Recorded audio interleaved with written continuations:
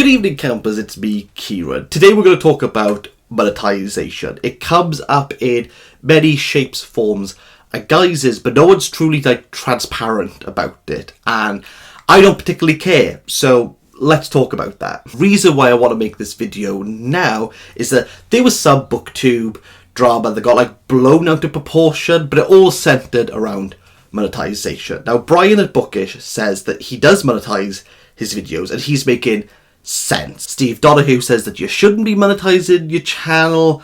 Matt at Pake But Junkie says you should be monetizing your channel, and then someone decided to leave. I'm not entirely sure why. That, dear viewer, is the saga in a nutshell. But Bookish mentioned that he was making cents from his videos, and that just doesn't ring true with me. Now, I'm aware that I have a bigger channel than Bookish. I currently am on 5,500, so there might be some scope in that, but I think it's worthwhile talking about it because I think there's some interesting things that we can glean from monetization and how much people are making when they make Bookish content. My MacBook's here, so forgive me while I look down. So in the last 28 days I've made 183 quid. My RPM, which is revenue per melee, which basically just means how much money do I get per 1,000 views as an average. £3.15, it's always around £3. So what's that, say $4? Every 1,000 views I'll guarantee to make £3. I think that's pretty consistent across the board. I think there's very few channels that go past that, but we'll talk about that maybe a bit later. But really, RPM is the only one you really have to care about. If anyone's saying how much money do you make, that's the figure you just gotta give them. You just go, for every 1,000 views it's £3. I would be interested to see other people if they were to do this. I'm pretty sure it's consistent across a whole. Anything that I've done is always based through I can make £3 per 1,000 views, but some things can change that. So if you have a look at my monthly earnings, I normally make £50 a month, and it's been like that for a year. I could steadily do 50 quid extra a month. July was interesting, so I made £120, and the reason why that went up so much is I had a theory, which is shorter videos do better, and I had a really expensive MOT, so I needed money. So I did all my skits, and I could see why people have started to do skits, because they're money makers, and I could see that maybe that's why YouTube Shorts are being pushed, because it's that quick succession of watching and that you're likely to watch the entire thing. YouTube, people talk about the algorithm and it's against me, I'm gonna give you my take on what the algorithm is. YouTube wants you to click on a video and watch it. That's it. They want you to click the video and watch it all the way through. You could do that for 30 seconds. Even if the video's not that good, for 30 seconds, you'll watch the entire thing. With a 20-minute, Dostoevsky review, probably not. So maybe that's why your views aren't doing good. Again, if you're lecturing people, the likelihood of just clicking off it, I do that as soon as I feel as though I'm being lectured to about something that I didn't really click on the video to find out about.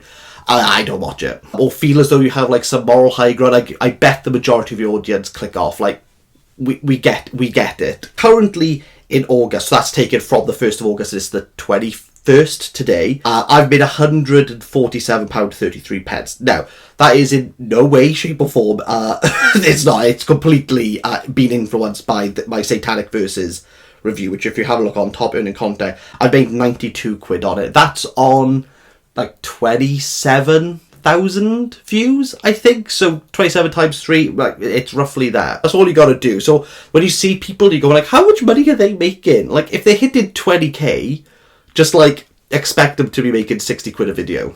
That's a good day's earnings. That's a good day's earnings. Simultaneously, my On Salman Rushdie video, that's done pretty well. Against £9, I think it's on maybe 3,000 views. Let's have a look. Well, how much are we on? There, views 2.9k. So yeah, it works out. It's always whatever the 1,000 is. I've always made 3 quid. It doesn't matter what I do. It doesn't matter the type of content, the length. It is always, every 1,000 views, I get £3. Revenue sources, again, the majority comes from, like, people who, like, skip ads. People don't watch ads. Don't worry about it. I'm completely fine with that. So this year I've made £775. That's not bad. That's good. That is more than half my wages. Like a month. I make what, like 1,200 per month? So yeah, we're talking about like maybe like 60% I'm making back. Like, I'm not scoffing at that. That's decent. Like, if I could do a full year and make one extra pay packet a month, like, that's a big difference. That is a big difference. Now, how monetization works, when you go on to AdSense and you set it all up, so I put a buffer, so I only, as soon as I've hit £150, like, saved up in the bank at the end of the month, then it pays me. So I don't like it dribbling in. I like one big thing, and that goes straight over into my savings account. Because saving is important, because you might have a really expensive MOT. Oh, honestly, that MOT ruined me. It's really interesting. Oh, actually, no. One which was interesting. I want to show you this. Love in a Big City. This video, this was enlightening to me. So let me go to analytics, Love in the Big City. This video, and I published this around April time. It's an international book. I know most people don't watch those videos. So this only had 629, but my revenue was £11. Now, so what was it about this video that the ad revenue is like steeply, like, that's a big steep jump? I sung a BTS song in the middle of it, and I tagged it BTS, and that is, I truly mean it. I think it's the only reason why BTS cover, and my mug turns up talking about a book, is the only reason there. But that shouldn't surprise people. People like watching things that they know about, that they've already engaged in, and kind of know the score. So anytime, like, I'm doing videos, I think I can put this away, I think I'm done here. You don't know the book, expect people to not watch your videos and you to not make money. That's why I think, like, classics are such a good shout, because even if you've not read them, you'll know about them and you'll be interested in seeing what people's takes are. In addition, like, the big YA channels, you got like loads of readership, and people who've already read it will always go back if it's like a big fandom. That makes logical sense to why, like, they're making way more money than average Joe Blogshare who reviews like Eastern European literature. Like, I don't know. I mean, I don't know why people don't love Eastern European literature more, but hey ho. As a point to get you thinking, because I do want to make a video down the line on this, the whole, should you do wrap-ups or should you do individual book reviews? Like, I only do individual book reviews. That's like the bread and butter of this channel, and I've never struggled, but it seems as though the majority of people are like absolutely against it. But, and I think one thing that might throw people is that single book reviews have evergreen content value. Like, people will come back if they've read, pick a book that you've got, Kieran. What have I reviewed? If you've read Wolf Hall, you'll click on the video. If you've recently read Wolf Hall, and you type in a review on this, the likelihood of me popping up is more likely than someone who's done like a wrap-up on it. Additionally, wrap-ups get like lots of views, but like, who's watching a wrap-up from a year ago today of someone who they've already watched?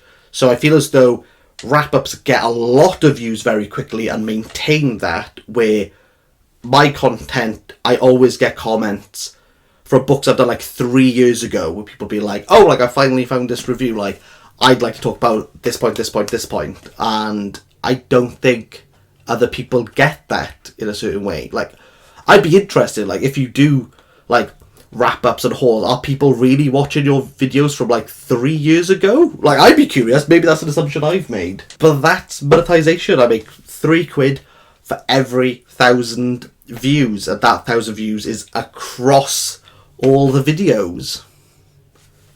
That's how much I've made what is worthwhile pointing out here is that I've done this channel for 3 years. I think people forget that. Like, I've done this for 3 years, and I went 6 months without making a single penny. And compared to most, I don't feel I do, but people have said I make, like, quite a lot. Like, I talk about books quite a lot. So, does that help into it? Possibly that just, like, 1 video a week. I could do 5 videos a week if I pushed myself and had, like, absolutely no life. Was this entertaining? Was it worthwhile? I don't know. But yeah, I make £3 per 1,000 views, and I think most people do as well.